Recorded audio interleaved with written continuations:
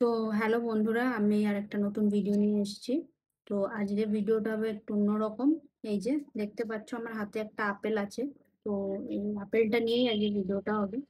তো আমরা কি করি, বাজার থেকে এরকম আপেল কিনে এনে জাস্ট জল দিয়ে ধুয়ে এটাকে খাওয়া স্টার্ট করে দিই।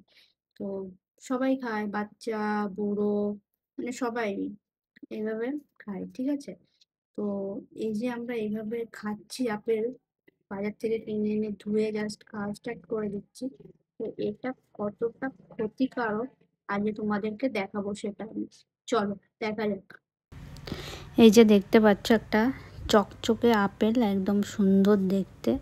তো চলো দেখা যাক এই চকচকের পেছনের কারণ। তো আমি একটা ছুরি নিয়ে নিয়েছি, আর ছুরিটা নিয়ে আমি কিছুই না, জাস্ট আপেলের উপর দিয়ে একটু ছুরিটা দিয়ে এইভাবে এইভাবে তো করে নিলাম। তো দেখতেই পাচ্ছ একটা সাদা জাতীয় কিছু উঠে আসছে।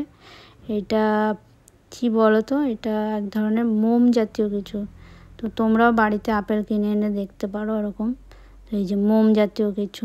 তো আরও ভালো করে দেখানোর জন্য আমি আপেলের গা থেকে অনেকটা তুলে নিয়ে একটু রেখেছি, রেখে একটু আগুন দিয়ে দিয়েছি।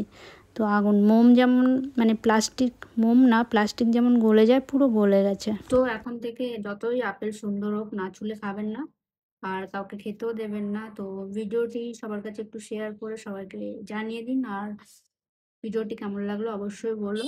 আর সুস্থ থাকুন, খুশি থাকুন। টাটা।